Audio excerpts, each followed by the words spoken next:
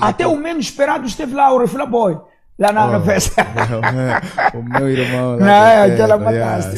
O Refila Boy esteve lá, o menos esperado, não é? Esteve lá no evento, o tal Refila Boy. Exatamente. Isso é importante, pá. Não, tem que ser. O que passado é passado.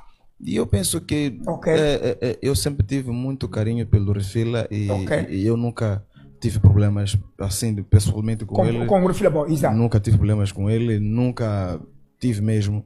Ainda discordando com alguma postura que ele vinha tendo, mas para mim sempre foi um irmão. Por isso que para mim teve um grande significado poder contar com a presença dele naquele dia.